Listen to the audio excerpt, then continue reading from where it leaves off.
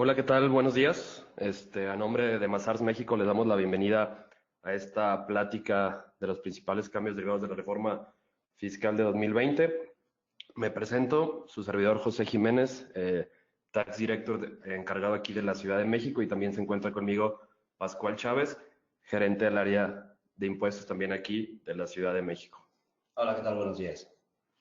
Bueno, como lo platicamos, la intención del día de hoy es platicar los puntos que consideramos más importantes derivados de esta reforma de 2020 que entra en vigor a partir del 1 de enero de 2020.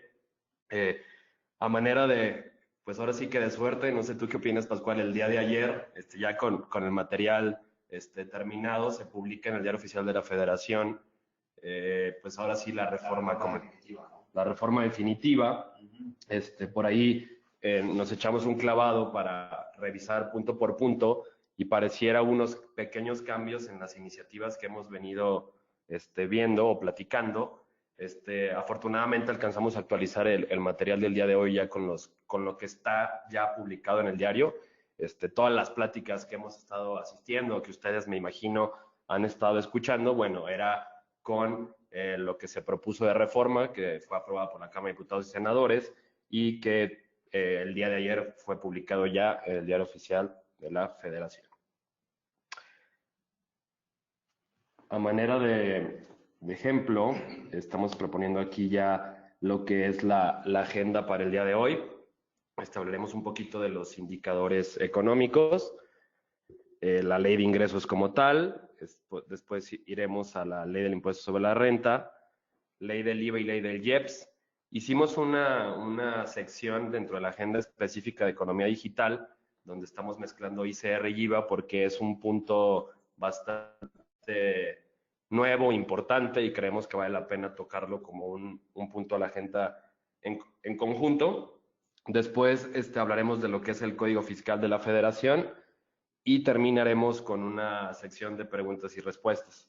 Derivado a este punto, ustedes dentro de su menú, de su parte derecha de la pantalla, donde nos están escuchando, hay una área de preguntas. Les pediría de favor que cuando estemos en esa sección nos hagan las preguntas que ustedes deseen relacionadas con esta plática. Trataremos de contestar algunas, dependiendo del tiempo. En dado caso de no alcanzar a contestarlas, no se preocupen, nosotros vamos a contestarles a cada uno de ustedes por correo con la información que así competa relacionado con esto. Bueno, pues empezamos con los indicadores económicos. Como bien saben, para este 2019, pues ya está pronosticado que el Producto Interno Bruto, pues tengamos o estemos ya en recesión. Estamos ante una negativa por ahí del 1.2. Se esperaba 0.6, ahora el Banco de México nos pronostica este negativo de crecimiento. De igual manera, para 2020 se espera un crecimiento de 1.5, sin embargo, también está la expectativa de una posible seguir estancado y seguir en esta tendencia negativa. Esperemos esto no sea así. Como todos bien sabemos, pues esto impacta a todos en el bolsillo de la economía. Esperemos los cambios sean buenos y este 2020 venga con un crecimiento económico. También para 2019 se pronostica una inflación del 3.2%. Esperemos que así sea. Yo la verdad creo que quedaremos un poquito abajo de eso. Y como pueden ver, para 2020 se espera una inflación del 3%. El dólar se espera que cierre en 2019 a un tipo de cambio de 19.40 pesos por cada dólar, y para 2020 se espera que quede en 20 pesos por cada dólar. Como pueden ver, no hay una variación importante en el tipo de cambio. Eso se debe también a que los mercados mundiales tampoco tienen un crecimiento importante. No pensamos, o no hay que pensar que solo es México. La economía a nivel mundial está un poco estancada, entonces pues hay que tomar eso en cuenta.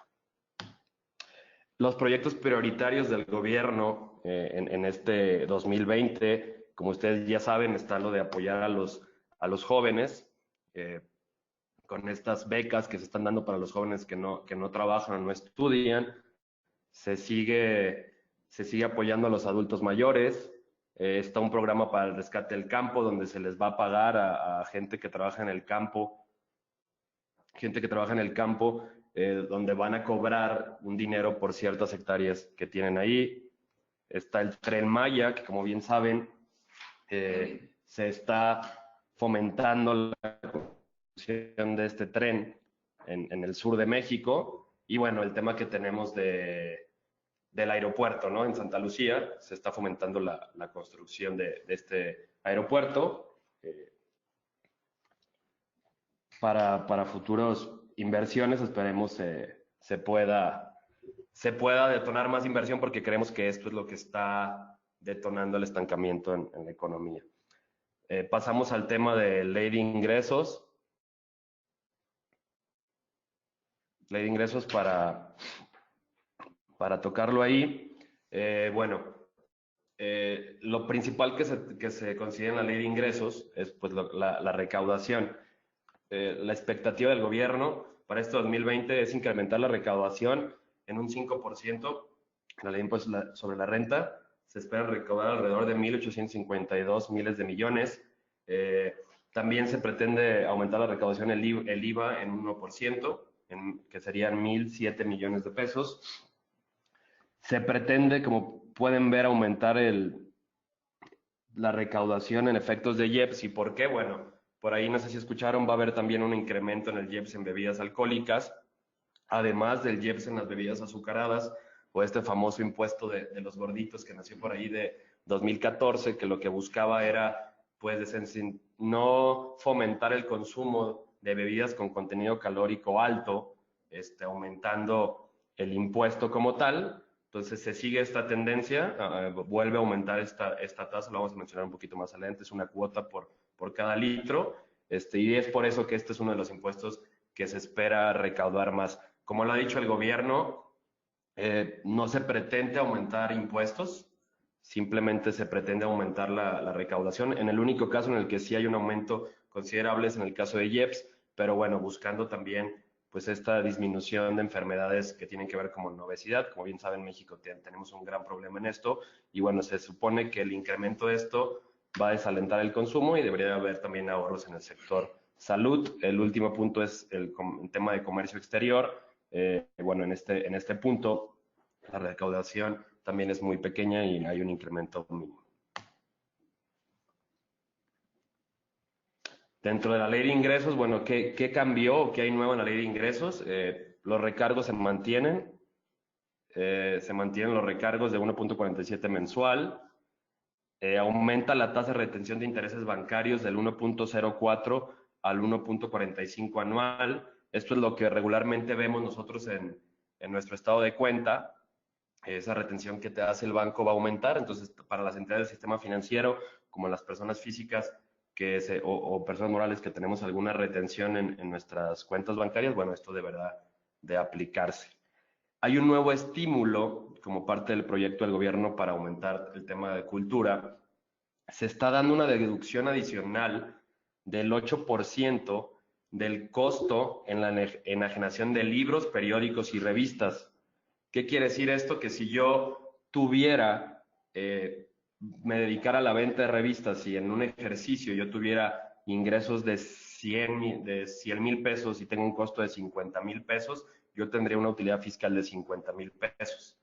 La ley me está permitiendo darme un costo adicional del 50% de mi costo, el cual sería 25,000 pesos. Entonces, en este ejemplo que yo les daría, la utilidad fiscal sería menor a esos 100,000, porque sería disminuida por estos 75,000 pesos que tendría dentro de mis deducciones, y ese costo adicional creo que es un estímulo bueno. Solamente creo se queda un poco corto, ya que uno de los requisitos para poder aplicar este estímulo es que esa persona moral o persona física no tenga ingresos superiores a 6 millones de pesos. Entonces, creo que va más enfocado a pequeñas librerías, pequeños negocios que quieran invertir en esto, serán los cuales se verán beneficiados por este estímulo. Creo que es bueno, fomentará, como lo platicaba Pascual, creo que fomenta la educación, la cultura. Entonces, pues no estaría de más si alguno de ustedes tienen entre sus conocidos o sepan de alguien que tenga este tipo de negocios, pues es importante que estén al pendiente de este estímulo. Como ya bien saben, en 2018 en la ley de ingresos venía la compensación, la eliminación de la compensación universal. Si bien ya no viene a haber ingresos, a partir de este ejercicio fueron reformados el Código Fiscal de la Federación y la ley del IVA, en las cuales incluyeron ya esta eliminación de compensaciones universales, dejándolo, como ya lo habíamos platicado, se puede compensar renta contra renta a partir de 2018, en IVA no se puede compensar, pero existe el acreditamiento o la solicitud en devolución. Otro punto importante es el tema de que se está dando una autorización por parte del IMSS para otorgar créditos, perdón, para otorgar parcialidades en pagos. ¿Qué quiere decir esto? Esto aplica solamente para entidades gubernamentales, o dependencias de gobierno que tengan adeudos con el IMSS por las cuotas obrero-patronales anteriores al ejercicio 2020, ¿vale? Este estímulo lo que nos dice es, te voy a autorizar diferir el pago de esas cuotas hasta 6 años, ¿vale?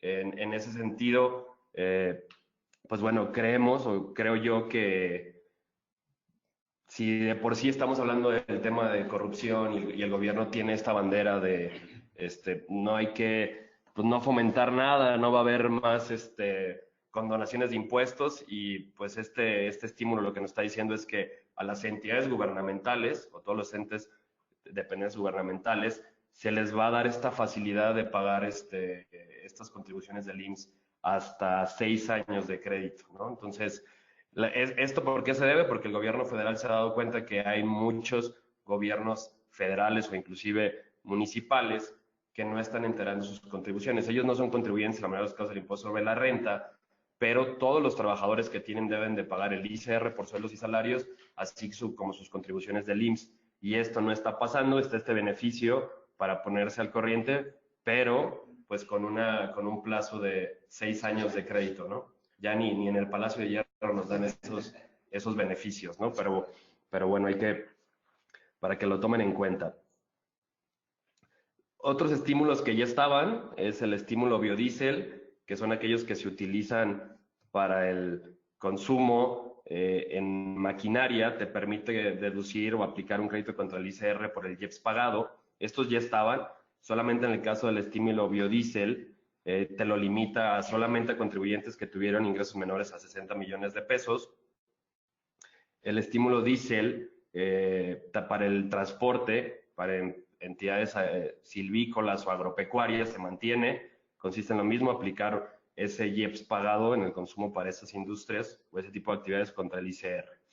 De igual manera está el estímulo de peaje, que esto es muy utilizado en las empresas coordinadas, que son estas compañías que tienen autobuses, ETN, Primera Plus, mencionada, donde se les permite reducir o acreditar el 50% del gasto total por este concepto como una deducción adicional del peaje pagado en las carreteras que hay en el país, ¿vale? Esto también lo limitaron a partir de 2020, solo será aplicable para aquellos contribuyentes que tengan ingresos menores a 300 millones de pesos. Eso es uno de los cambios que hubo en esta parte. Estímulo de minería se mantiene, ese no ha cambiado. Y otro de los estímulos, se eliminaron varios estímulos, sin embargo, hay que aclarar que estos estímulos fueron incluidos por ejemplo, el estímulo de la PTU, que nos permite disminuir la utilidad fiscal en los pagos provisionales con la PTU pagada durante el ejercicio, ya no viene como un estímulo en ley de ingresos, ahora está ya como tal en el impuesto a la renta, lo vamos a mencionar más adelante en qué artículo está. Se elimina el estímulo de contratación de personas con discapacidad, pero se incluye también dentro de la ley del impuesto sobre la renta. Se elimina el estímulo de cinematografía, de que apoyaba a proyectos cinematográficos. También se elimina en ley de ingresos, pero sigue estando en la ley de impuesto sobre la renta. Por último, había una facilidad, si bien recuerdan cuando hubo todo este cambio a la facturación electrónica, donde anteriormente era obligatorio que las personas morales emitieran constancias de retención por el tema del ICR retenido, IVA retenido por arrendamientos, servicios profesionales, te decía que con el simple hecho de emitir el CFDI, trasladando esas retenciones o desglosando esas retenciones, pues se iba a cumplir el requisito para no emitir la constancia de retención. Se elimina dentro de la ley de ingresos, pero de nuevo estas dos disposiciones se incorporan a la ley de ICR y a la ley del IVA. Dentro de los requisitos viene que si se cumple con el requisito de emitir el CFDI, ya no habrá por qué emitir una constancia de retención y esto será suficiente para la persona física para poder acreditar el impuesto, ¿no? que le fue retenido. Pasamos a ley de impuesto sobre la renta. En esta parte me gustaría iniciar mencionando, como bien saben, a nivel mundial y relacionado con la OCDE, hay una iniciativa BEPS. BEPS significa Base Erosion Profit Shifting, que es este cambio o tratar, la autoridad se ha dado cuenta que diversas corporaciones en el mundo han creado compañías en lugares donde hay beneficios fiscales y consideran que la riqueza que se está haciendo o hay allocation de esa riqueza en ese país, pues no es de la manera más correcta o no se está respetando el principio de que la fuente de riqueza está en el país donde se está disfrutando ese servicio o se están teniendo los bienes. Se crean estas iniciativas y las pongo aquí sobre la mesa, digo, son varias iniciativas, aquí estoy poniendo las principales y las cuales, pues ahora sí que la comisión de la Cámara que propuso la reforma tomó como base para la reforma fiscal, sobre todo en el impuesto de la renta que vamos a platicar, ¿no? Como vemos aquí está la acción 1, que nos dice abordar los retos de la economía digital. ¿Qué es esto? Bueno, como lo vamos a ver más adelante, pues cada vez es un problema más grande poder definir fuente de riqueza cuando un Netflix o una compañía, un Spotify, tienen servidores no sé, en Suecia y yo estoy en mi celular en México escuchando música y pagando para poder disfrutar esa música, ¿no? Recordemos que la fuente de riqueza, el establecimiento permanente, siempre se atribuye a un lugar fijo, ¿no? Donde se disfruta, donde hay un negocio. En este caso, las grandes marcas dicen, o en este caso, estas marcas digitales, dicen, oye, yo no estoy en México, yo tengo un servidor que está en tal parte y gracias a la tecnología tú te puedes conectar desde cualquier parte del mundo para disfrutar este servicio. Aparte de esto se hace, y lo vamos a platicar como la economía digital, se agregan estos artículos 113A de la ley del impuesto de la renta y el 1A bis de la ley del IVA y el 18 y otros que vamos a platicar más adelante, donde van a atacar o vamos a ver cómo pretende el fisco pues fiscalizar a estas compañías o que se pague un impuesto como tal. Neutralizar los efectos de los mecanismos híbridos. Este también lo vamos a ver con las entidades transparentes. ¿Por qué le llaman híbridos? Bueno, porque en la mayoría de los casos puede haber una persona, un residente fiscal en México, que es accionista de una empresa en Islas Caimán o en Estados Unidos, y esta empresa en Estados Unidos es una LLC que no paga impuestos porque es una entidad transparente y en todo caso se debería de atribuir el ingreso a la persona física y la autoridad ha detectado que usar este tipo de esquemas pues hacen que la retención o el impuesto que se pague pues no sea el real o el que se debe de considerar para el país de residencia de los accionistas o las personas involucradas en estas entidades. También está el limitar la erosión de la base imponible por vía de deducción de intereses, que yo creo que es uno de los puntos que todos estamos más interesados, ya que también nos limita la deducción de este gasto, que lo vamos a ver más adelante. Impedir la ilusión artificiosa del Estatuto de Establecimiento Permanente. También hubo modificaciones al artículo 2 y el artículo 3 del Establecimiento Permanente, en la cual trata de dejar más claro qué va a ser o qué te va a detonar un establecimiento permanente. También lo vamos a mencionar más adelante. Y la última, que también es una de las más polémicas y sé que todos tenemos dudas y sé que por ahí van a venir las preguntas, es referente a exigir a los contribuyentes que revelen sus mecanismos de planificación agresiva, ¿vale? Se crea un nuevo título en la ley de impuesto sobre la renta, es el título sexto, que solamente habla de estos esquemas reportables.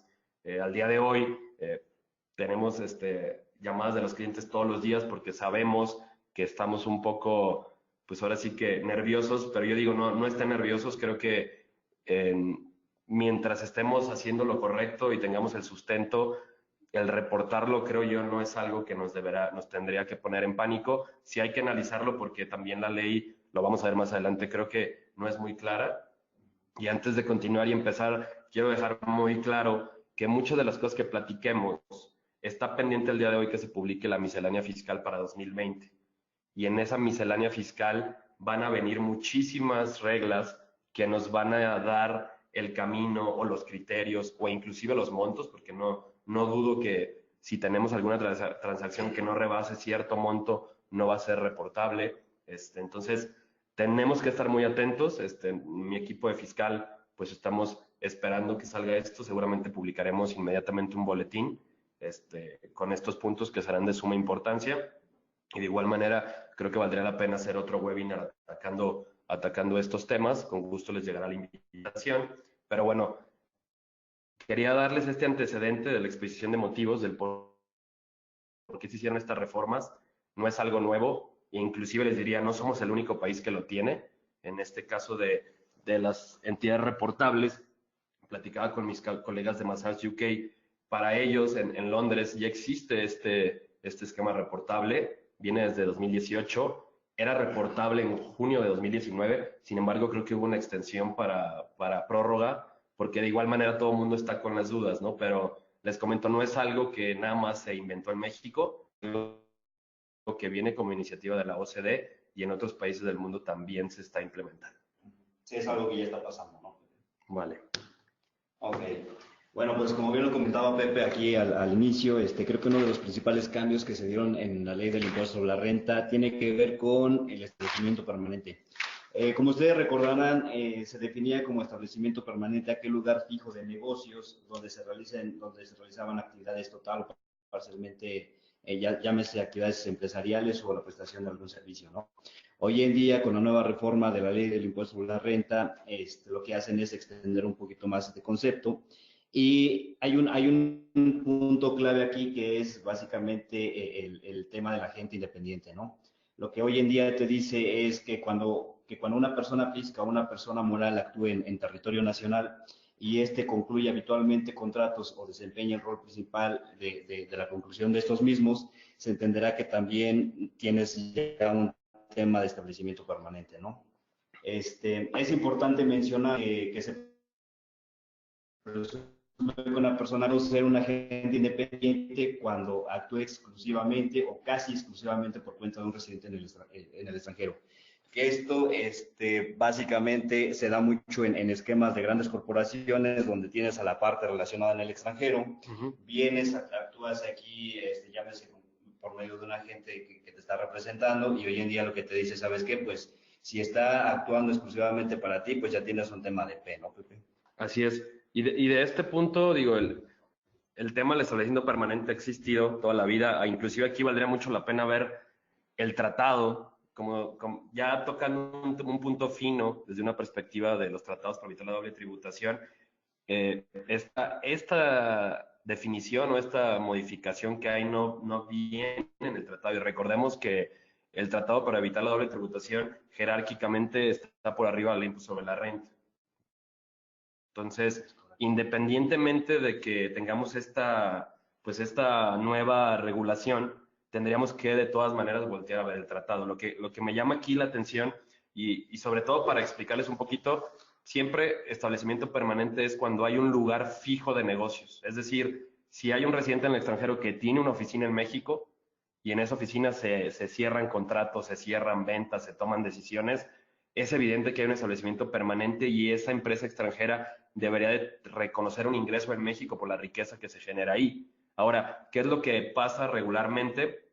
Aquí hablamos de agente dependiente y agente independiente. Un agente dependiente es una persona que trabaja para ti, ¿no? Muchas veces, ¿qué pasa? Mandas al extranjero, mandas a un residente en el extranjero con el expatriado que viene a México a iniciar la operación. Entonces, lo que se incluye en esta nueva reforma al artículo 2 es que si este agente dependiente que tú mandaste celebra a nombre o por cuenta del mismo contratos, enajena alguna propiedad, porque muchas veces pasa, y esto es, quizá haya si un residente en el extranjero tiene una propiedad en México y este es enajenado designas a alguien para que haga la transacción, eso detonaría un EP. Habría que verlo porque también, obviamente, el enajenarlo, como está en territorio nacional el bien, pues bueno, tendría ciertas características de que sí pagaría impuestos en México, ¿no? Por título quinto. Y por último, el obligar al residente en el extranjero a prestar un servicio. Entonces, tenemos que tener mucho cuidado. Yo les diría, en la mayoría de los casos, cuando viene un agente dependiente a México, viene a hacer actividades preparativas para iniciar la operación de ese residente en el extranjero. Si son actividades preparativas, que es, oye, pues vamos a ver qué oficina contratamos, empezamos con el headhunting, empiezas a ver cómo vas a operar, pero no cierras contratos. Si haces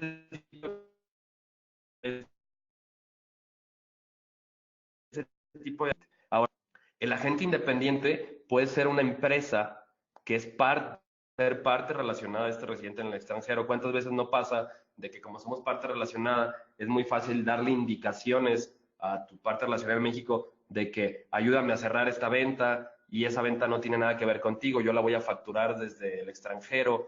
Todo ese tipo de actividades pudieran detonarle un establecimiento permanente. Que aquí algo que vale la pena mencionar y lo vamos a explicar ahorita es, nos llama la atención esta reforma que dice, se presume que una persona física o persona moral no es un agente independiente cuando actúe exclusiva o casi exclusivamente por cuenta del residente del extranjero, ojo, que sea parte relacionada, que era lo que les estaba platicando.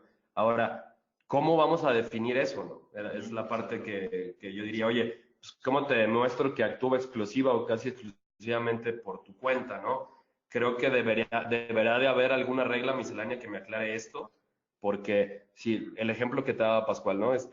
Recordemos que hay en la ley pues, sobre la renta para personas físicas que prestan honorarios. Si yo solamente le presto servicios de honorarios a una sola entidad, la autoridad dice, pues en realidad tú eres trabajador de esta compañía, porque solo le presta servicios a esta persona moral, ¿no? Entonces, se me ocurre como una fuente de interpretación, sin embargo, queda muy en el aire que pudiera ser esto, ¿vale? Sí, claro. De hecho, lo que comentabas, Pepe, ¿no? El tema de establecimiento permanente en la anterior disposición, en la anterior ley fiscal, lo que te decía es que básicamente si tú hacías actividades preparatorias o auxiliares o únicamente tenías un almacén para exhibir tus bienes y materiales, como tal, no tenías un tema de establecimiento permanente, ¿no? O a lo mejor cuando comprabas únicamente bienes o mercancías para el residente en el extranjero, bueno, pues al final del día eran actividades preparatorias o auxiliares que al final del día no detonaban una venta como tal y pues ahí mitigabas un poquito la parte de residente de establecimiento permanente para el residente en el extranjero. Sin embargo, ahorita con la reforma mencionan algo importante, ¿no? O incluyen algo importante, lo cual dice, no será aplicable lo anterior cuando el residente en el extranjero realice funciones en uno o más lugares de negocios en territorio nacional a través de un EP o una parte relacionada, como bien lo comentabas, Pepe. Como parte de una operación de negocios cohesiva, que esto es algo muy interesante, el tema de una operación de negocios cohesiva, ¿no? Sí. Aquí habría que analizar bien qué se deberá entender por este concepto, ¿no? Y aquí nada más, que estamos ahorita, el artículo 3 de un establecimiento permanente, ¿no? Y cuando no hay, pues cuando hay un lugar de negocios fijo, como lo había platicado, con el único fin de hacer actividades preoperativas o auxiliares, utilizarla por el único fin de almacenar mercancía. El hecho de que yo tenga mercancía en México de exhibición o almacenaje no me detona un establecimiento permanente. Aquí la parte importante que se reforma y ponemos en negritas es que no será aplicable lo anterior, y esto es muy importante. ¿Qué quiere decir? Y lo vamos a ver ahorita en un ejemplo, que si estuviéramos en alguno de estos supuestos y hubiera más actividades en territorio nacional a través de una parte relacionada y hubiera una operación cohesiva, como lo comenta Pascual, no sería aplicable este artículo, lo cual nos dejaría ante un establecimiento permanente. Y vamos a un ejemplo. Como pueden ver, en este ejemplo tengo una empresa A que está en el extranjero, supongamos que está en Estados Unidos. Esta empresa tiene un almacén en México donde tiene solamente un lugar fijo para almacenar las mercancías, como lo veíamos en la definición del artículo 3. El solo hecho de almacenar esa mercancía no le genera un establecimiento permanente en México, por lo cual no debería de pagar ningún impuesto por tener aquí la mercancía. Sin embargo, la empresa A le vende los bienes a una empresa B que está en territorio nacional. Esa empresa A es accionista 100% de la empresa B, ¿vale? Entonces, el entregarle los bienes a esta empresa B, existe una operación de negocios colectiva. ¿Por qué? Porque obviamente hay un beneficio para la empresa del extranjero, el decir, bueno, yo voy a generar una compañía para tener el almacén y luego la voy a entregar a un tercero que él me la compra a mí en el extranjero. Si la empresa no fuera accionista, la empresa B, no habría tema. Al final de cuentas, se está respetando ese beneficio de decir, bueno, yo la tengo en territorio nacional, te la entrego. Y a lo que voy es de lo que decíamos de la acción BEPS. Si este fue la razón de ser, pues la empresa, al tener un EP, recordemos que por ser un EP, la misma empresa A es la misma empresa que está en México. Entonces, ¿cuál sería la razón de negocio también, de algo que vamos a platicar, de hacer esta triangulación cuando yo pudiera mandar la mercancía a México y luego, pues, con manufactura? Entonces hay que tener mucho cuidado. Este fue uno de los ejemplos que nos metimos a estudiar para poder definir qué se considera como cohesiva. Creemos que todo esto lo refleja bastante bien. Lo dejamos a manera de ejemplo. Y bueno, si estuviéramos en este supuesto, la empresa tendría que reconocer esa compra o esa enajenación en México como un ingreso para efectos de la ley sobre la red. El siguiente punto, y este es un artículo nuevo también que nació como parte de la reforma, pues es el artículo 4A, que tiene que ver con entidades jurídicas transparentes. ¿Qué es una entidad? Si todas tienen que ser entidades extranjeras transparentes fiscales o figuras jurídicas extranjeras. ¿Qué es una figura jurídica extranjera? Pues puede ser un fideicomiso o un fondo de inversión. Aquí es muy importante lo que nos dice el artículo 4A, que nos dice, estas entidades extranjeras tributarán como residentes en México cuando tengan en México la administración principal de su negocio o sede de dirección efectiva. Entonces, si llegáramos a tener algún fideicomiso que está constituido en UK o en Estados Unidos, pero los tomadores de decisiones o la dirección de dicho fideicomiso se encuentra, por ejemplo, aquí en Ciudad de México, bueno, eso convertiría en residente fiscal a este fideicomiso o a esta entidad transparente en México, ¿vale? Digo, para que lo tomen en cuenta. Por ahí ya hay precedentes en el código que se considera que ser residente fiscal en México cuando se tiene la administración del negocio en el país. Ahora el alcance lo incrementan para tomar en cuenta estas entidades transparentes, inclusive pues estas figuras jurídicas extranjeras como son los fideicomisos. Ahora es importante definir, antes de seguir, por si alguno de ustedes no lo tiene en el radar, es qué se consideran entidades transparentes. Y bueno, aquí lo pongo yo a manera de ejemplo. A contrario censo, yo les diría una entidad transparente mexicana, pues es una sociedad civil. ¿Por qué es transparente? Porque la sociedad civil no pagaría impuestos si se entregara al final del ejercicio todos los remanentes a sus socios. Como ustedes bien saben, una sociedad civil tiene ingresos, deducciones, y dentro de esas deducciones está la posibilidad de pagar remanentes a los miembros de esa sociedad, y esos remanentes son deducibles para el impuesto sobre la renta. Entonces, si yo tengo ingreso de 100 y hago pagos de rendimientos de 100, pues mi utilidad fiscal sería cero. Quienes pagan los impuestos son las personas físicas o los accionistas de dicha SC. En Estados Unidos y en otras partes del mundo, el claro ejemplo son las LLCs. Y las LLCs son compañías que como tal no tributan como la entidad como tal para efectos fiscales, pero en algunos casos tributan los accionistas, ¿vale? Habría que ver, digo, en el caso de Estados Unidos es muy interesante porque depende de cada estado es el tratamiento fiscal que se les dé. Inclusive hay LLCs que sí tributan como corporación. Cuando uno llena el formulario americano, tiene que hacer uno el check the box, así es como le dicen los americanos. Oye, si yo hago el check the box es que quiero contribuir como sociedad o quiero que mis accionistas sean los que paguen el impuesto. Entonces, si estuviéramos en este ejemplo, bueno, pues si los accionistas de esa entidad son residentes fiscales en México, deberán pagar un impuesto. Y aquí esta es la parte que debemos de tomar en cuenta, porque es una nueva obligación y un nuevo impuesto que nace y pudieran sus compañías o sus accionistas estar inmiscuidos en esta nueva obligación. Y bueno, ¿qué es lo que nos dice el artículo 4B una vez que definimos qué es entidad transparente? Bueno, lo que nos dice el artículo 4B es que las personas morales, las personas físicas y los establecimientos permanentes en México deberán de acumular los ingresos obtenidos a través de estas entidades transparentes o figuras jurídicas, en la medida en la que les sea atribuible este ingreso. Aquí hay algo que no está bien definido, pero por ejemplo algo que me llama mucho la atención es que se podrán efectuar las deducciones cumpliendo con requisitos.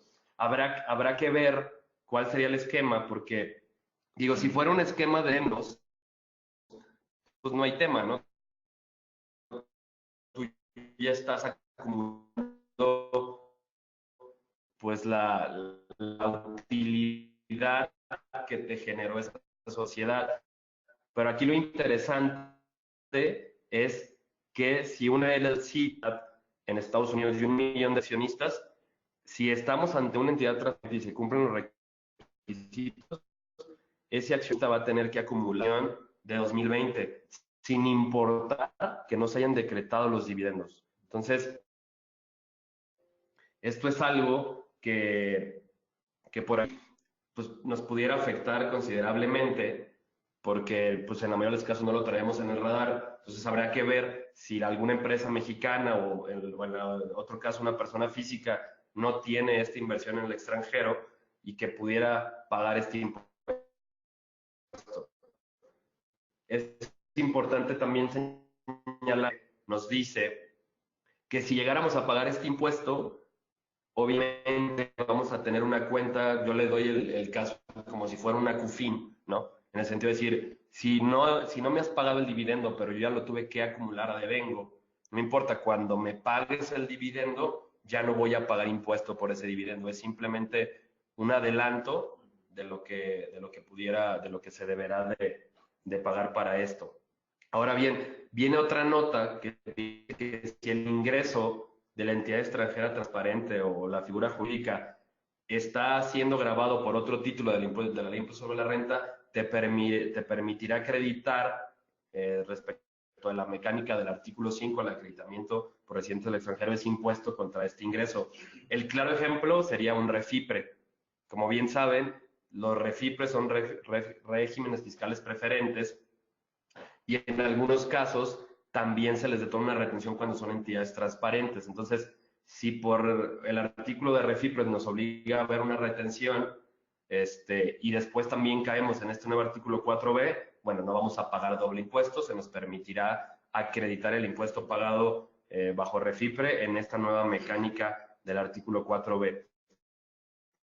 Algo también que ponemos aquí es, entra en vigor en enero de 2021, obviamente porque vamos a acumular los ingresos de 2020 en la declaración anual de la persona física o moral o EP que será presentado pues a más tardar en marzo de 2021. Y aquí, Pepe, nada más déjame agregar algo, porque incluso de los ingresos de los cuales estabas hablando ahorita, la misma disposición fiscal, el 4B, te establece que en su caso también podrás efectuar las deducciones cumpliendo los requisitos que para tal efecto emita el SAT, ¿no? Mediante reglas de carácter general. Aún no sabemos cuáles vayan a ser esos requisitos adicionales o esos requisitos que te vaya a pedir el SAT para poder efectuar la deducción.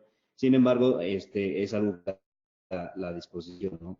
Sí, y ahí, por ejemplo, se me ocurre, cuando estamos hablando de fideicomisos, eh, tendríamos que ver el contrato del fideicomiso para ver cómo se van a pagar los rendimientos que te pudiera llegar a generar el fideicomiso.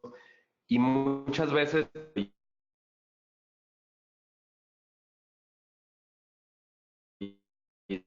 se los doy como ejemplo a las personas que son parte del fideicomiso, como mantenimiento el fideicomiso deben de hacer. Entonces, esos gastos que se pueden hacer dentro del fideicomiso deberían de permitir como una deducción para Leo y con la banda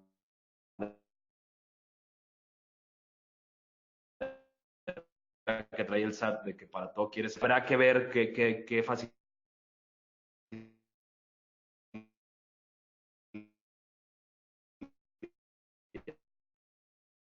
se nos los comprobantes del extranjero, quizá con la regla que ya existe, de solo poner el RFC o el ID fiscal o el nombre de la compañía que va a ser acreditada. Interesante, ¿no? A lo mejor puedes tener que el ingreso está siendo alojado no solamente aquí en México, sino en otros países. Entonces ahí creo que también es importante ver la manera en que se va a poder distribuir la deducción del ingreso correspondiente, ¿no? Bueno, al siguiente punto. Como bien lo comentaba, bien mencionabas, es que hoy en día se incorpora la disminución de la PTU pagada y que anteriormente, como bien mencionabas, estaba prevista en la ley de ingresos, ¿no? Esto ya aparece hoy en día en el artículo 14 de la ley del impuesto sobre la renta, el cual también te permite disminuir la PTU como ya se ve, no nada más que ahora ya se permite a nivel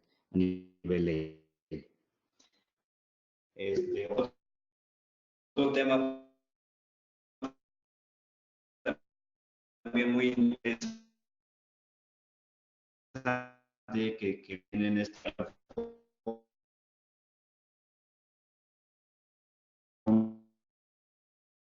es relacionado con las subcontratos.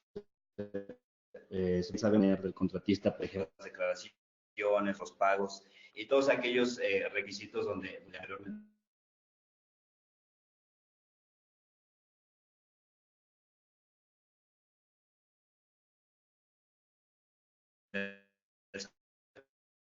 me dio, oye, ¿sabes qué? Precisamente por el outsourcing, la prestación central, sin embargo, creo que sí, pues esto no venía previsto en la ley del impuesto sobre la renta, como parte de los requisitos para que te puedas hacer incluso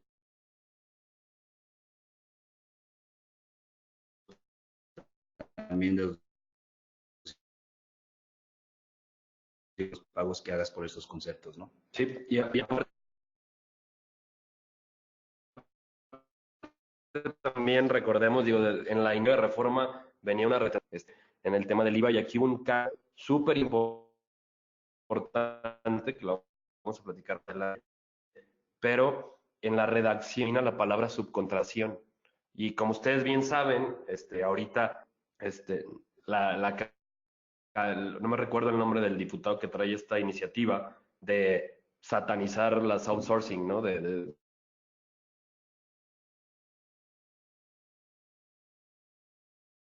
las que pecadores deberíamos utilizado en este esquema de outsourcing, pues la evasión de impuestos o el pago de salarios menores y en no pagar las contribuciones completas de los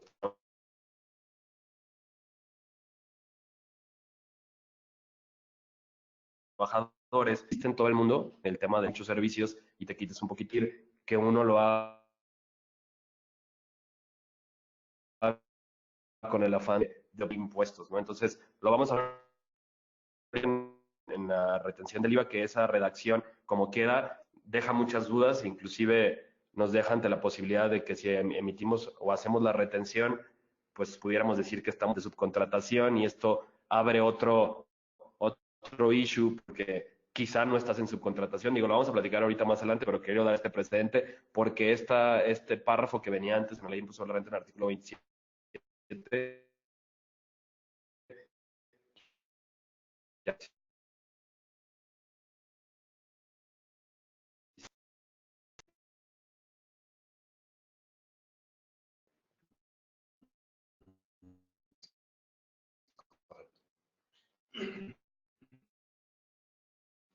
Ahora bien, como bien lo mencionabas hace un momento, Pepe, también es ahora el artículo 28, fracción 25 sujetos, o que se ve bastante mencionar que directo o indirecto del mismo utiliza su nombre para, su importe, perdón, para realizar otros deducibles otro miembro del grupo. Que aquí, a manera de ejemplo, pusimos una pequeña gráfica donde ¿no? En el país, bueno, aquí en México, es la empresa, ¿no? Y a lo mejor hace un pago de asistencia técnica relacionada, que está bien, como bien,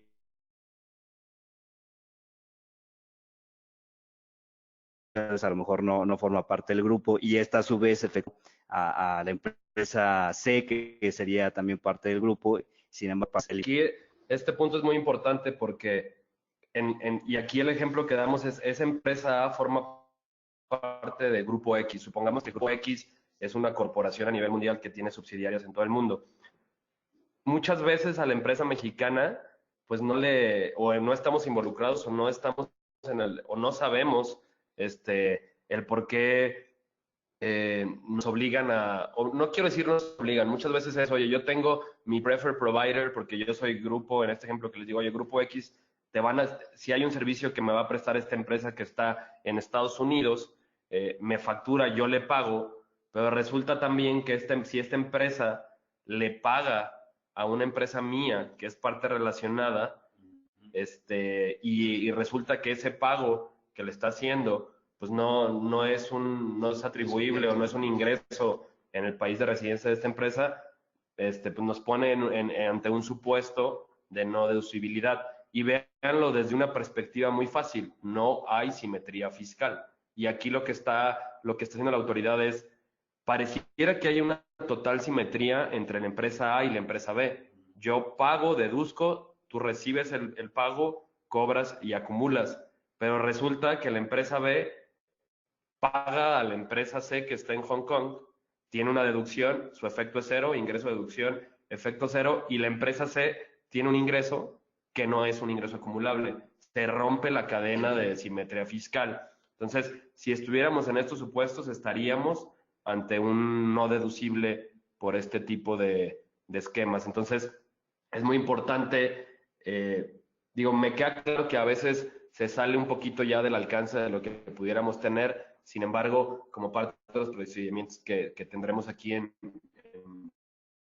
auditoría y también por la parte fiscal, es que dentro del cuestionario de actividades que hacemos o cuando hacemos las revisiones de este tipo de gastos, pues pediremos la confirmación que este pago no esté en estos supuestos, pues para poder darle la deducibilidad que compete. Me queda claro que pues es una carga más para el contribuyente y seguramente la autoridad me pedirá contratos, factura y el soporte de toda esta transacción, pero es muy importante que lo tengamos en cuenta porque esta es una disposición nueva. Y ahora nos vamos a la parte que me imagino estamos esperando, y es esta nueva limitación de los intereses deducibles, ¿vale? Es una nueva fracción? Es la fracción 32 del artículo 28 del impuesto sobre la renta. ¿Qué nos dice esta nueva disposición? Bueno, como lo veíamos en las iniciativas de la OCDE, se está limitando la deducción de los intereses que tengan las personas morales, ¿vale? Sin embargo, nos marca una mecánica que lo voy a poner más adelante de una manera más fácil de digerir y no tanto aquí con palabras. Pero bueno, lo que nos dice es que los intereses netos del ejercicio de personas morales, eso es muy importante, personas morales, esto no aplica para personas físicas, que excedan del monto que resulte multiplicar la utilidad fiscal ajustada por el 30%, ¿vale? Eso que exceda, pues será la parte que sería no deducible. No le voy a llamar no deducible porque lo que va a hacer la autoridad, y yo le decía ayer a Pascual, para mí esto va a ser como una cuenta como la que manejamos de pérdidas, donde mediante papel de trabajo ahora el contribuyente, cuando esté en ese supuesto, vamos a tener que llevar el control de los intereses que fueron no deducibles por esta mecánica y que se irán reutilizando en los próximos ejercicios hasta agotarlos. Aquí, como bien lo comento, la ley nos marca que podrán deducirse hasta los 10 años siguientes, que también esto fue algo de lo que se modificó. En las primeras iniciativas mencionaban que eran 3 años, al día de ayer se publica que ya son 10 años, que es totalmente congruente con el periodo de una pérdida. Una pérdida yo la puedo amortizar pues hasta 10 años también, ¿no? Ahora, solo es aplicable para contribuyentes cuyos intereses devengados en el ejercicio sea de 20 millones de pesos, pero a lo que se refiere es de deudas, ¿vale? O sea, si yo tengo deudas que rebasen los 20 millones de pesos, me aplicará esta mecánica del no deducible de los intereses. Si mis deudas que generan esos intereses no rebasan esos 20 millones, no será aplicable este caso. Es muy importante señalar aquí que esta disposición me gusta, ojalá tuviéramos lo mismo para la capitalización delgada. Como ustedes bien saben, siempre ha sido pues un tema muy polémico el decir si la pérdida cambiaria debería de considerarse como interés, que para efectos de la ley de impuesto sobre la renta sí se define como tal. El interés, la pérdida cambiaria se define como interés, pero bueno, en este caso, en este artículo, si hay una disposición muy clara que te dice que para la determinación de los intereses netos del ejercicio no deberemos de considerar la ganancia ni la pérdida cambiaria devengada por la fluctuación en moneda extranjera, ¿vale? Esta medida no aplica para los intereses por deudas del sector de hidrocarburos, así como el almacenamiento, transmisión de electricidad o agua. Como bien saben, el gobierno también considera que este tipo de industria pues está en desarrollo y el limitar este tipo de deducción pudiera implicar pues una desaceleración en la inversión en este tipo de industrias. Entonces es muy claro que no aplica para esto. Ahora, ¿cómo se consideran los intereses netos? Bueno, los intereses netos se van a considerar restando tus intereses devengados acumulables menos mis intereses devengados deducibles, ¿vale? Esa es la manera en la que voy a determinar mis intereses netos, que como lo veíamos en la lámina anterior, me dice que va a ser el 30% de mi utilidad neta ajustada, ¿vale? Para determinar mis intereses netos. Aquí es muy importante señalar que si mis intereses devengados acumulables son mayores que mis intereses devengados deducibles, no hay mecánica que hacer. ¿Por qué? Porque el acumulable es un ingreso, sería ilógico darle un tratamiento a una cantidad en negativo. Entonces, si estamos en ese supuesto, se acaba el cálculo y no habría nada que hacer no deducible. Pero si mis intereses devengados deducibles son mayores, bueno, ya tengo un monto que voy a tener que darle un tratamiento. También en este mismo artículo nos menciona la utilidad neta ajustada. La utilidad neta ajustada se determinará con mi utilidad fiscal del ejercicio menos mi depreciación fiscal menos mis cargos diferidos, gastos diferidos y periodos preoperativos. Es un tipo de EBITDA, ¿no? Si lo vemos desde una perspectiva financiera, sería más o menos lo que nos diera el EBITDA, solamente que aquí no está hablando de los impuestos, ¿no? Pero en ese sentido serían los mismos puntos. Ahora bien, ya que tengo determinado mi interés neto y mi utilidad neta ajustada, ¿qué voy a hacer? Bueno, si mis intereses netos son mayores que el 30% de mi utilidad neta ajustada, ese será mi interés neto no deducible, ¿vale? Ya habíamos visto en la lámina anterior cómo se determinaban estas dos partidas, entonces este va a ser el mecanismo que vamos a utilizar cada ejercicio para determinar mis intereses no deducibles. Ahora, lo que les platicaba, tengo que llevar una cuenta de intereses por amortizar, que sería esta cuenta de pérdidas, que me van a poder durar pues, esos 10 años. Si en el ejercicio el excedente que me quedó de ese no deducible, lo voy a considerar en esta cuenta, ¿vale? Y así sucesivamente voy a irle sumando los intereses del periodo más los que se vayan acumulando en el año. Como lo ponía ahí, estos son los intereses no deducibles hasta 10 años, más los que se generan en el año, menos la amortización de los intereses de los no deducibles anteriores. La ley te señala que en los próximos ejercicios los primeros intereses no deducibles que te tienes que amortizar son los más viejos, ¿vale?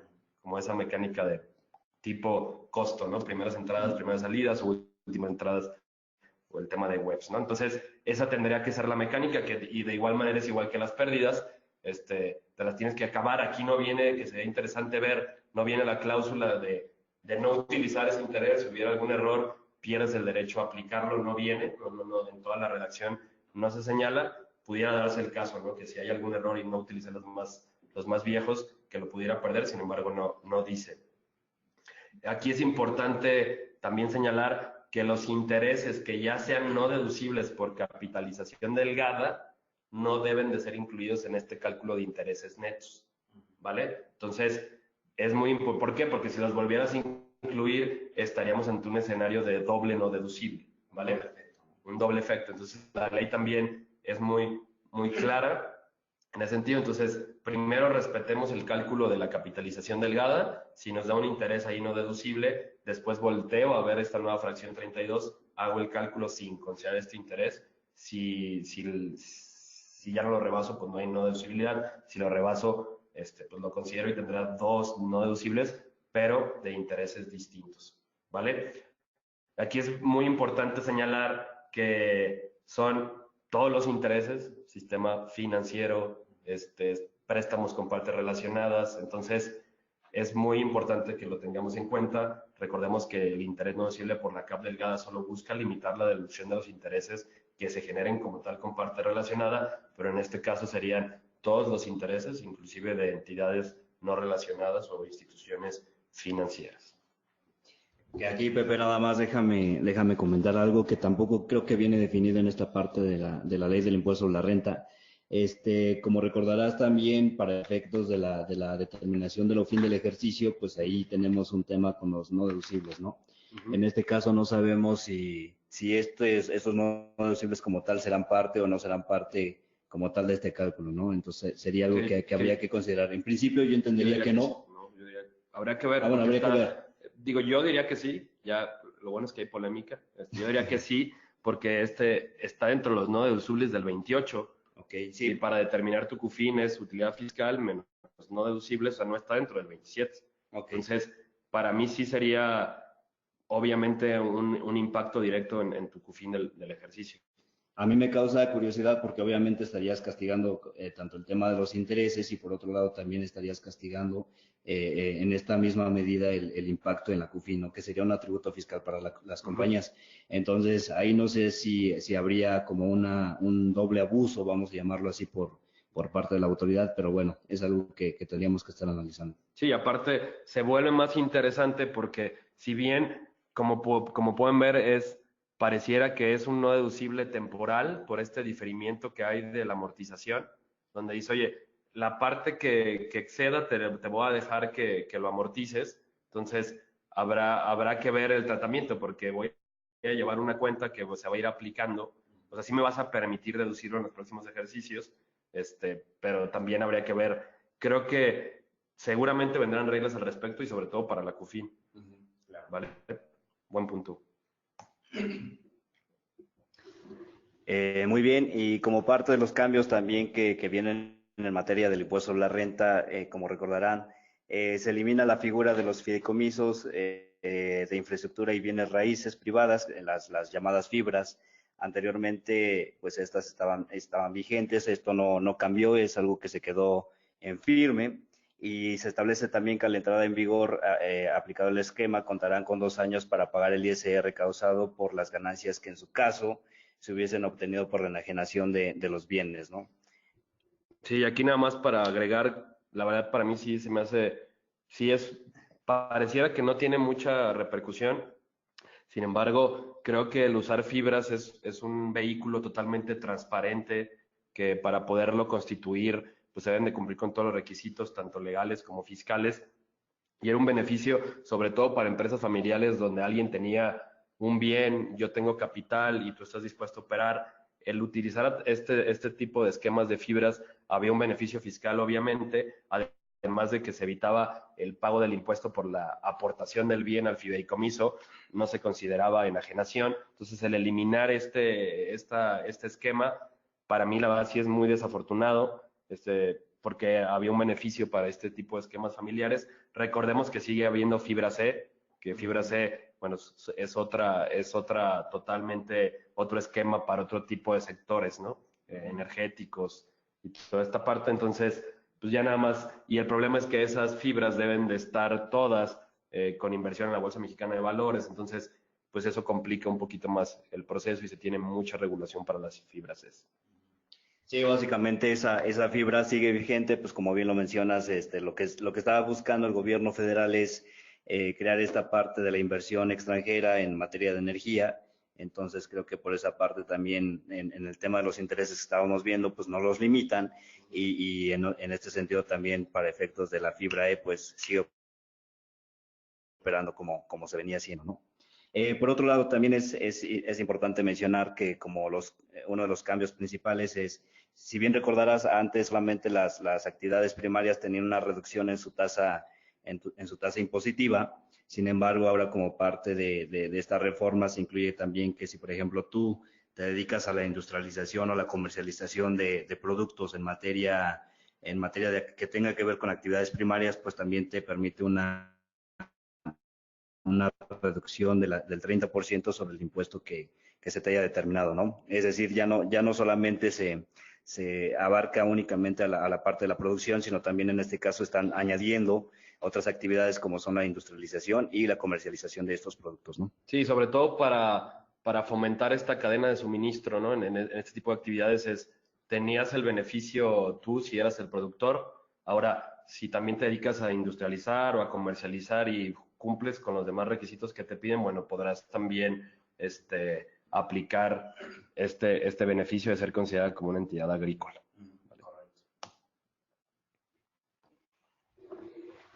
Muy bien, en materia de seguros del ahorro para el retiro, ahora se establece también que las personas morales que efectúen pagos, en este caso a las personas físicas por estos conceptos, deberán de retener y enterar el ISR correspondiente, que para estos efectos hay una mecánica en particular que se establece en la misma disposición del 96 bis. En este caso se añade esta parte de la retención y el entero del ISR, ¿no? Por estas aportaciones. Por otro lado, no sé si recordarás que eso también ya venía en la propuesta de reforma, decían que ahora en el caso de las rentas vencidas, en el caso de que el arrendatario quisiera demostrar o ante efectos jurídicos, lo que te dice es que hoy en día tienes que contar con la emisión de los comprobantes fiscales para que también puedas pelear estas partes, ¿no? Es decir, acreditar ante la autoridad judicial el pago de estas rentas vencidas. En ausencia de la emisión de los FDIs como tal, pues bueno, ahí también entra un poco la polémica porque entonces quiere decir que este tipo de arrendamientos como tal, pues no estaba regularizado, ¿no? Sí, es como darle peso, sobre todo recordemos que ya debemos de emitir, cuántas veces no pasa que renta uno su casa y lo ve con alguna persona física, en la mayoría de los casos es evidente que no se emite un CFDI, ¿no? Entonces, nos están dando la carga de la prueba a nosotros, los arrendatarios, digo yo porque yo rento, entonces me considero parte de este supuesto, de pedir ese CFDI para que en caso de alguna disputa legal con la persona que te arrienda el bien, pues este CFDI va a formar parte como de la comprobación de que hubo una relación en ese contrato de arrendamiento, ¿no? Sabemos que, digo, la mayoría de los casos tiene un contrato de arrendamiento, porque obviamente uno busca pues, proteger sus intereses y también los bienes del quien es dueño del bien inmueble. Entonces, el incluir esto también va desde la perspectiva que la persona física, pues al momento de emitir ese CFDI, pues va a tener que pagar el impuesto por esta renta, ¿no? Y en la mayoría de los casos, como bien sabemos, pues se trata a toda costa de no acumular este ingreso y no se factura y muchas veces inclusive te dicen, oye, pues págame la renta en efectivo, ¿no? O en algún caso así. Entonces, bueno, esta obligación creo que va para también ese lado, ¿no? De obligar a la persona física a emitir ese CFDI de ingreso por arrendamiento.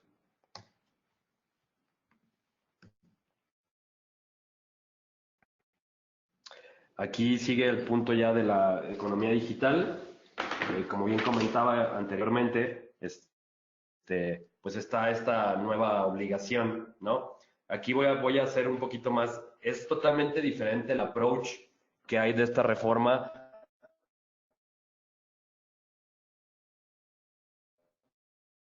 para efectos de ICR, y ICR usa es fusión.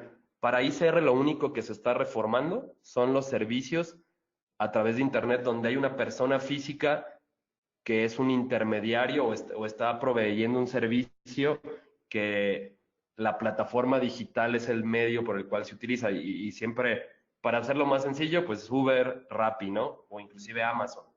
¿Qué es lo que está pasando aquí? Es un Uber, hay una persona física que tiene un coche que acepta los términos y condiciones de la aplicación de Uber y al aceptar esos términos y condiciones, lo que está haciendo es que la persona que va a contratar el automóvil lo usa a través de esta aplicación, ¿vale? Entonces, ¿qué es lo que está haciendo? Y dice, oye, bueno, como son personas físicas, Uber, tú eres residente en el extranjero, que no tiene establecimiento permanente en México, eso, digo, como cultura general, muchos pensamos que Uber tiene un establecimiento permanente en México por el simple hecho de tener una oficina aquí, y no lo tiene. Ellos lo que tienen aquí en México es una oficina de asistencia a los usuarios, que lo único que brindan es el configurarte la aplicación, el darte de alta en la aplicación, pero no hay ninguna fuente de riqueza atribuible a México. El ingreso o la comisión que cobra Uber por prestar ese servicio es un ingreso que Uber declara en Estados Unidos o en el país donde es residente fiscal, porque aquí no hay como tal una prestación de servicios. Entonces, ¿qué es lo que dice la autoridad? Es, oye, tú Uber, oye, tú Rappi, como no tienes una empresa aquí en México, te voy a pedir que le retengas a las personas físicas el se detonaría en el caso de, pues el chofer te está prestando un servicio de transporte terrestre. En el caso de Rappi, me está prestando un servicio, pues también de entrega de mercancías. Y en el caso de Amazon, Amazon te está dando un medio para que tú vendas tus productos. En la mayoría de los casos, los productos no son de Amazon, son de personas físicas, forma. Entonces, lo que te dice es que en esos casos, pues estas empresas le van a retener un impuesto a estas personas físicas que utilizaron su plataforma para obtener pues este beneficio. Ahora, la tasa o la retención, por eso lo pongo aquí en parte, será en función a la actividad. Oye, transporte de pasajeros y entrega de bienes, por ejemplo, si esta persona física tiene ingresos de hasta 21,000 pesos al mes, esto es mensual, ahí lo pongo, monto de ingreso mensual, se le tendrá que retener el 8% de ICR. En el caso de servicios de hospedaje, que sería el tipo, por ejemplo, de Airbnb, estas plataformas también que rentan cuartos que no son de ellos y simplemente te proporcionan la tecnología para que lo hagas a través de su aplicación, también hay una tasa de retención. En este caso, si es de más de 35,000 pesos, pues habrá una retención del 10% de las personas físicas. Y en la enajenación de bienes y prestación de servicios es un poquito más baja y son montos más altos porque obviamente es más redituable el hacer enajenaciones de estos bienes por los costos que pudieran llegar a tener. Entonces, si es más de 100,000 pesos, la retención pudiera ser del 5,4%. Esta retención se debe de pagar a más tardar el 17 del mes próximo, que es como se enteran las retenciones normalmente. Aquí es importante saber que se tiene la opción de optar para que se te hagan a ti las retenciones, el contribuyente tiene que optar por este esquema y solamente es aplicable para aquellas personas físicas que tengan ingresos no mayores a 300,000 pesos.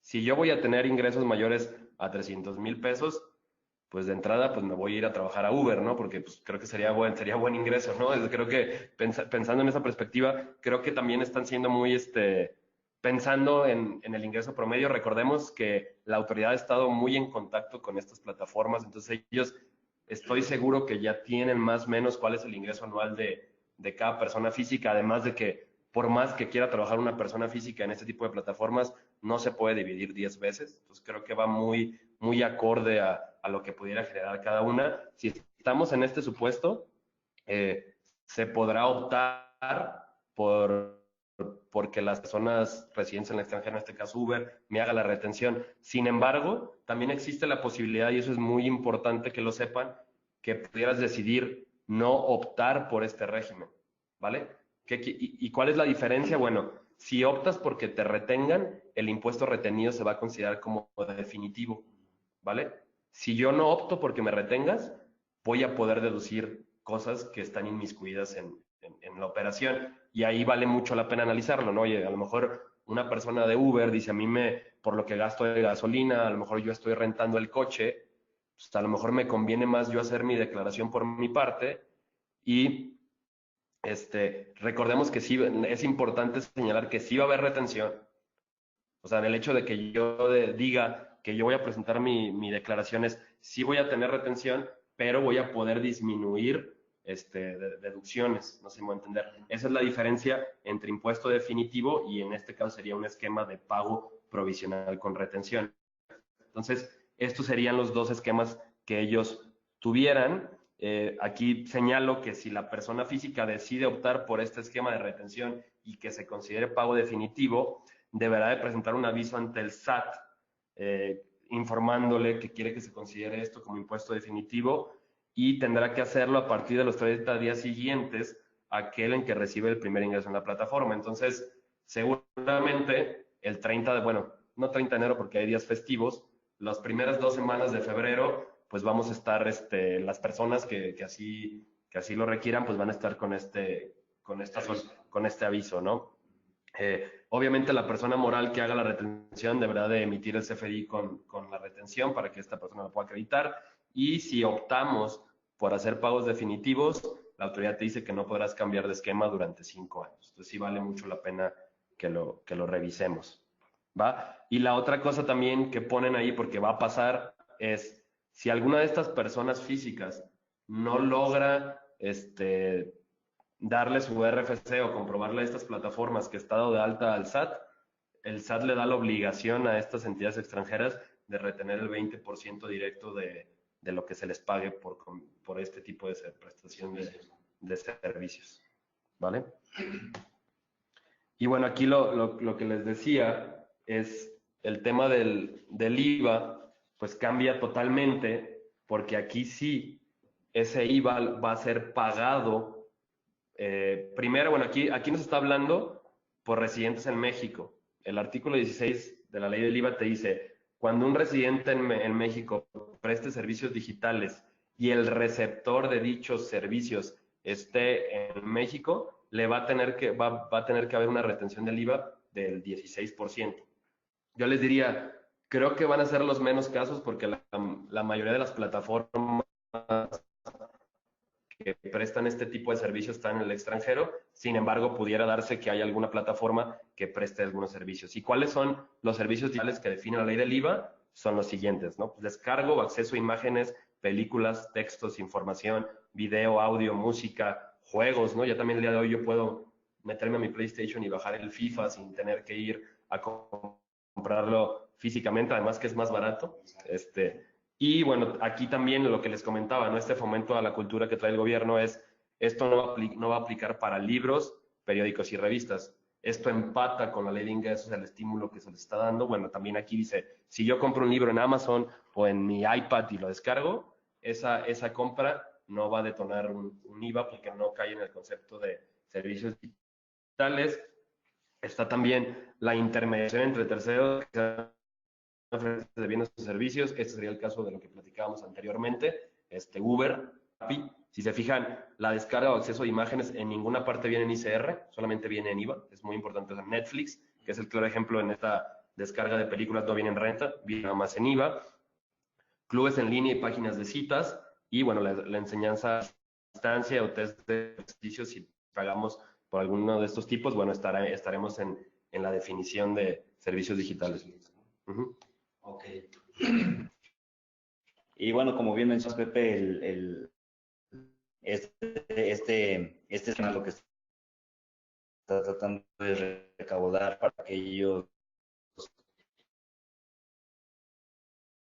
aquellas personas físicas o morales, a lo mejor que no tengan un EP en México. Y únicamente lo que te dicen es que residentes en el extranjero, sitios digitales con algo.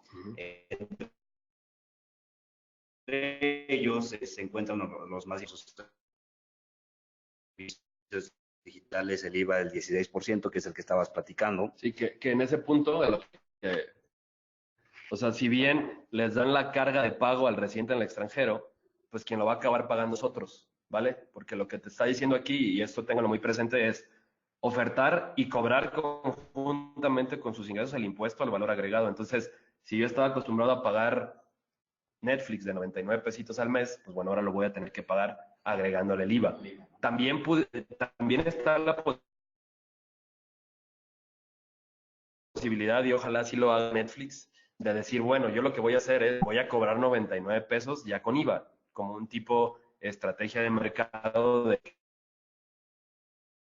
que nosotros como esa alza en el costo. Sin embargo, también creo que lo pondríamos ante un tema de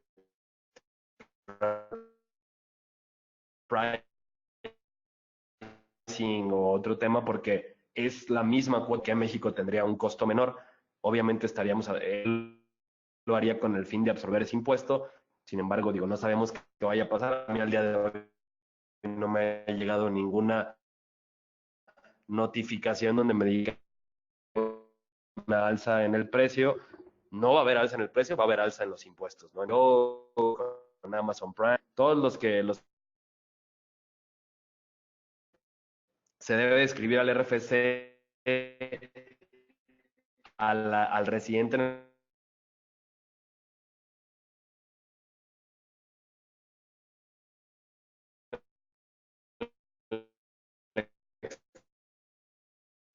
extranjero que va a hacer este pago de impuestos, a él le dan la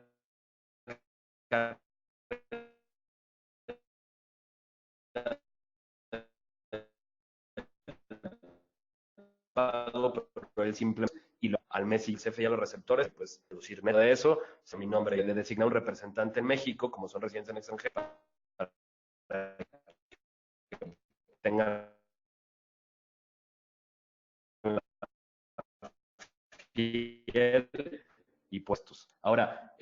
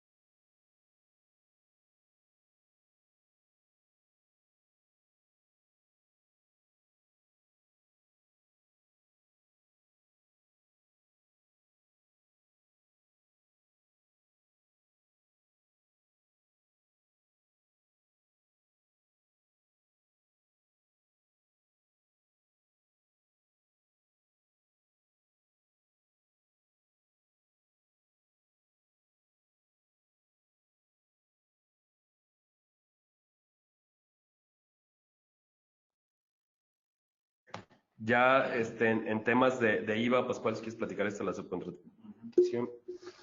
Bueno, que era algo de lo que comentábamos también al inicio, ¿no? Se establece la retención del 6% sobre el importe pagado del contratante al contratista, ya sea parte relacionada o no, es decir, cuando tengas un insourcing o un outsourcing como tal, ¿no?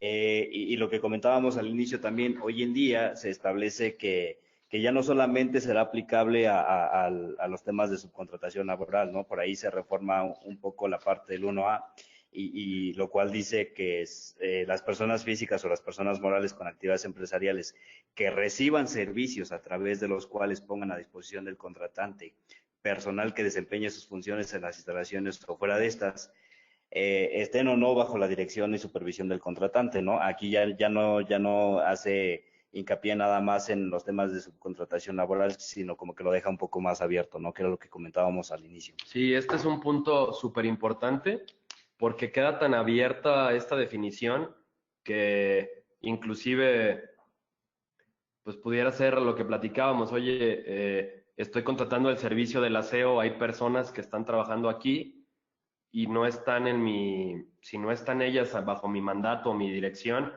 pues no sé si pudiéramos caer en este supuesto.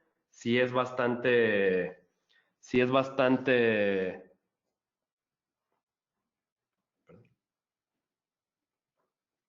perdón, me hicieron una pregunta aquí. Sí es bastante complicado definir qué va a ser la postura. Yo esperaría las reglas misceláneas, como le hemos comentado, porque para mí esta definición ya lo deja totalmente abierto, ni siquiera le importa si estás o no estás en outsourcing. Creo que entiendo la postura, si la postura de la autoridad sea, no me importa, retén y me quito de problemas y no voy a ir más allá como para tratar de ver un tema laboral, que es la parte que yo siempre le digo a mis clientes, no me importa la retención o la parte de la deducción de renta, habría que, si vas más allá, la parte laboral, la contingencia, pues puede ser diferente o mucho más grande que la parte fiscal. También, pues, ya para irnos al código, que es la parte más importante, se actualizan las cuotas a bebidas saborizadas del IEPS, que era lo que les comentaba, aumenta a 1.27, anteriormente estaba a 1.17 pesos por cada litro consumido. Pasando al código fiscal, está esta nueva regla antiabuso, donde ahora las autoridades fiscales van a considerar que estamos ante este supuesto si hay una ausencia de razón de negocios o hay una generación de un beneficio fiscal ante cualquier acto jurídico que llevemos a cabo. Igual manera, ¿qué nos dice esta regla antiabuso? Bueno, presunción de inexistencia de razón de negocios cuando se haga alguna actividad con el puro simple hecho de generar un beneficio fiscal en lugar de un beneficio económico, ¿no? Y aquí habrá que ver las reglas que publiquen porque a lo mejor en un efecto monetario, si era mayor mi efecto económico que el fiscal, vamos a poder argumentar que no estamos ante ese supuesto. A mí aquí la parte que me queda un poquito en el aire es, si llegar a estar ante este esquema, pareciera que hay una sanción en código, pero no me habla de si me hace deducible o no me hace deducible esta posible transacción. También queda pendiente este punto de que la autoridad sea más claro en ese sentido. De entrada pareciera que aplicarían multas o si llegara a decir la autoridad que no existe o ese acto jurídico fuera inexistente, pues tendría mayores consecuencias. ¿Va?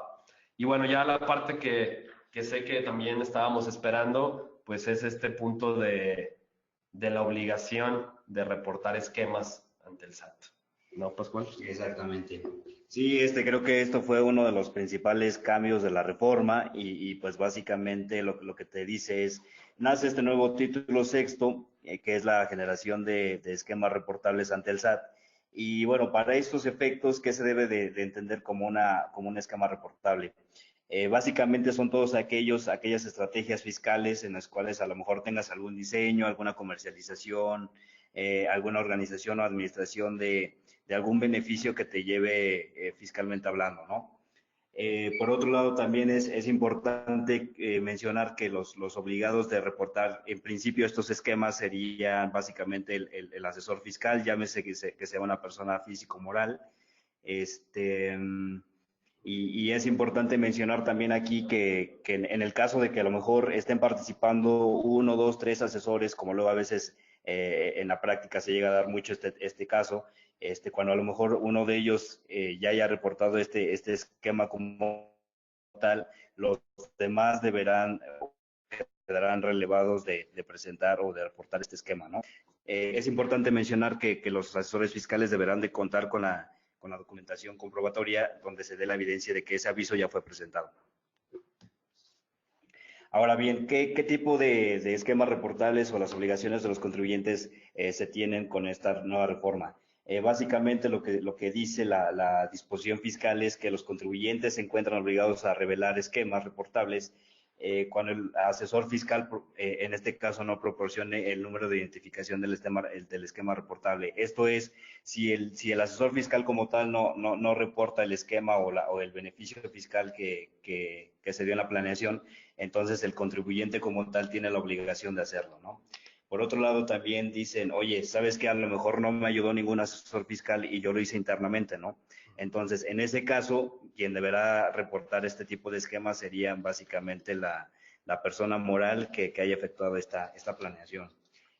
Por otro lado, se dice que si el contribuyente obtiene beneficios fiscales en México de algún esquema que a lo mejor no solamente incluye la parte nacional, sino a lo mejor un esquema que venga desde territorio extranjero, bueno, en ese caso también tú deberás, o el contribuyente deberá estar obligado a reportar este tipo de situaciones. O bien en su caso, a lo mejor cuando el residente en el extranjero no tenga un EP en México, en este caso también el contribuyente tendrá que reportar dichos esquemas, ¿no? Sí, también el último punto es si hubiera un impedimento legal para revelar que el asesor revele el esquema reportable, ¿no? Habría que ver dentro de esas partes cuál pudiera ser alguno de esos supuestos. Ahí, por ejemplo, algo que se me ocurre rápidamente es, por ejemplo, cuando inmiscuyas algunos secretos comerciales o marcas que tengan que ver con información confidencial, a lo mejor del cliente, pues ya estará del contribuyente como tal revelar este tipo de esquemas, ¿no? Sí, sí que eso es bastante importante, ¿no? Si hubiera algún tema de que tengo que revelar un contrato para que dar fe de que esa aplicación de cierta porcentaje o alguna deducción o retención tenga que aportar ese tipo de información, pues obviamente no se va a poder hacer porque es patentable y es información secreta. Exacto. Ahora bien, ¿qué se deberá de entender como un esquema reportable? Estas definiciones vienen básicamente en el artículo 199 y se dice que un esquema es cualquier plan, proyecto, propuesta o incluso como objeto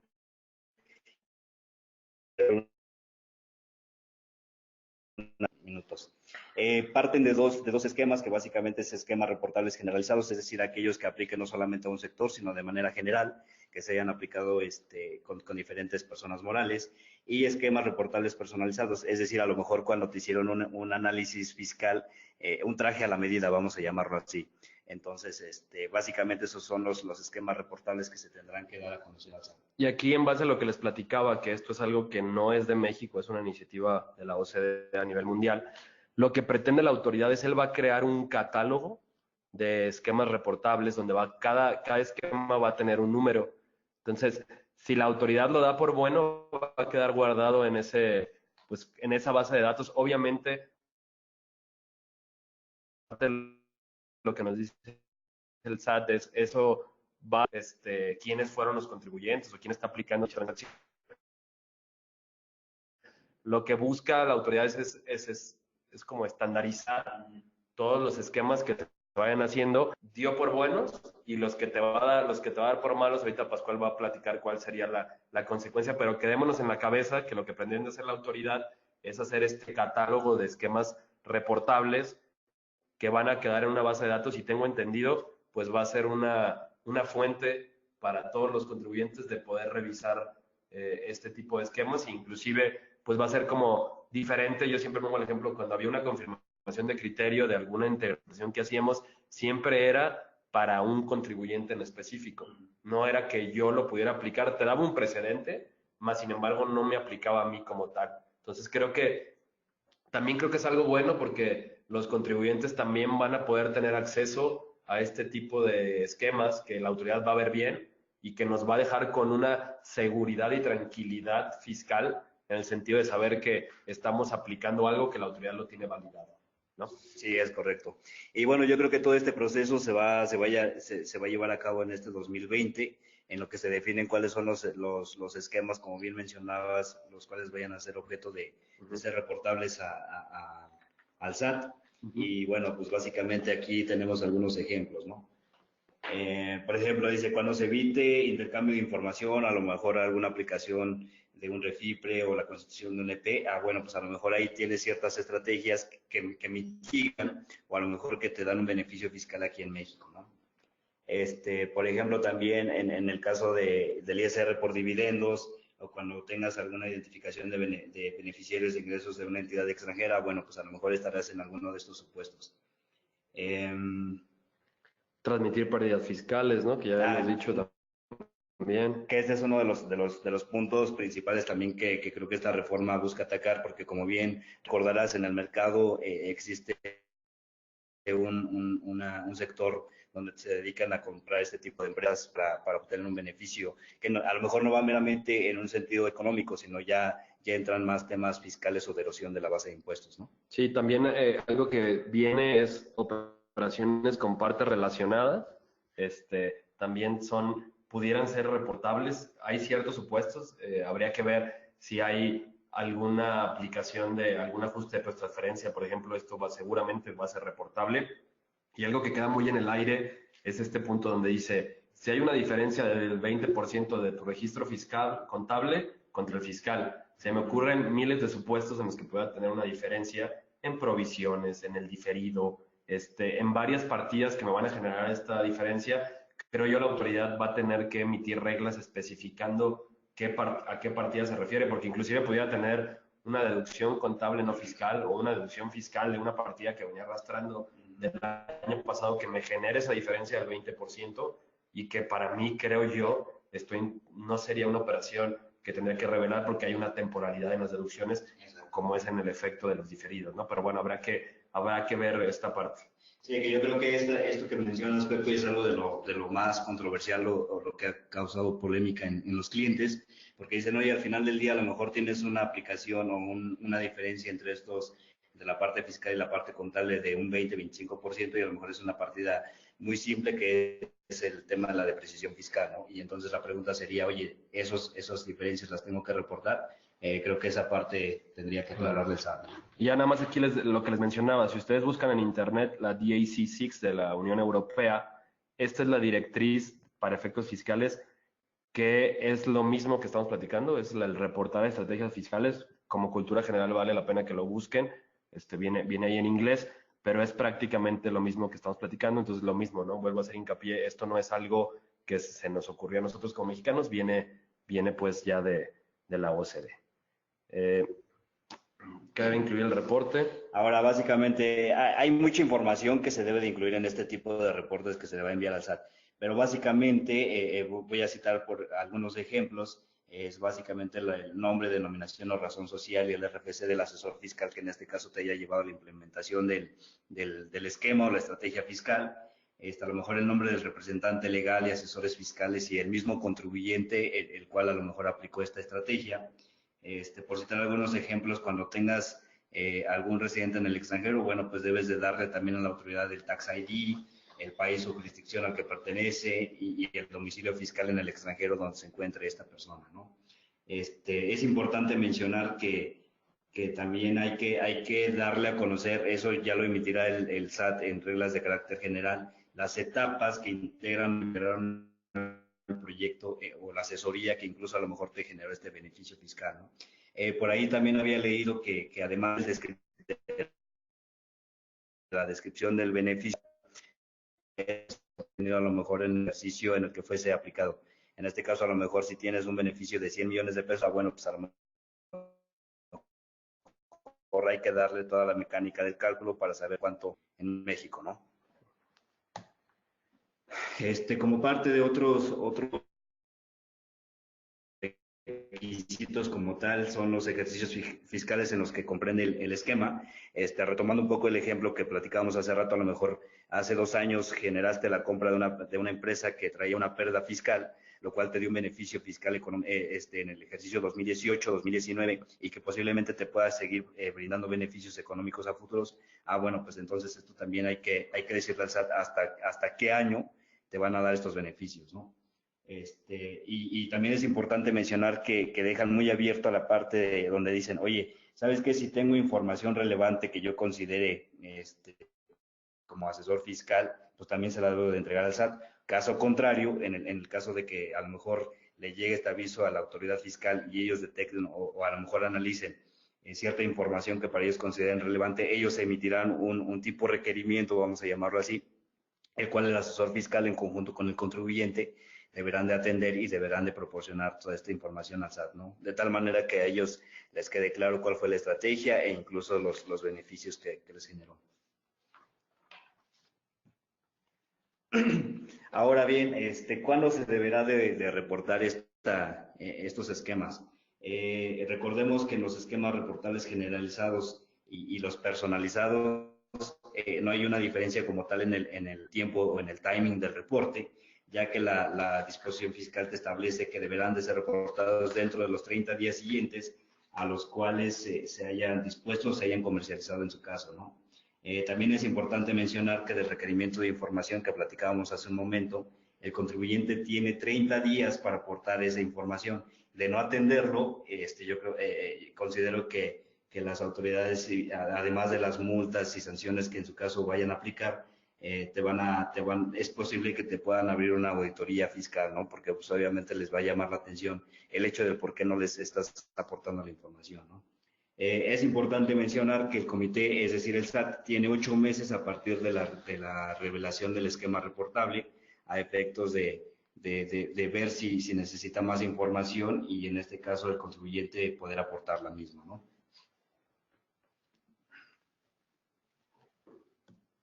Ya mencionas lo del... También es importante mencionar que las obligaciones deberán computarse, en este caso, a partir del 1 de enero del 2021.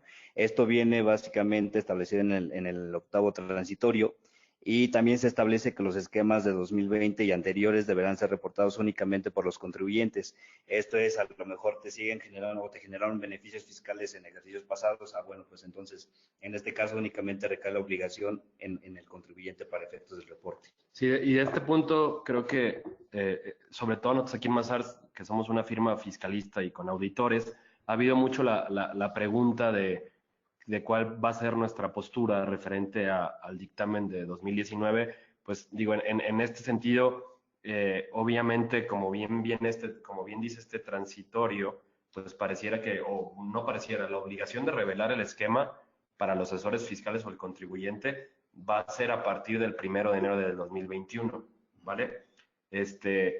Sin embargo, lo que no ayuda, porque de nueva cuenta, dentro de ese mismo octavo transitorio te dice, los esquemas de 2020 y anteriores deberán ser reportados únicamente por los contribuyentes. Entonces, en este sentido, pues ya le está dando la carga de la prueba al contribuyente, no al asesor fiscal.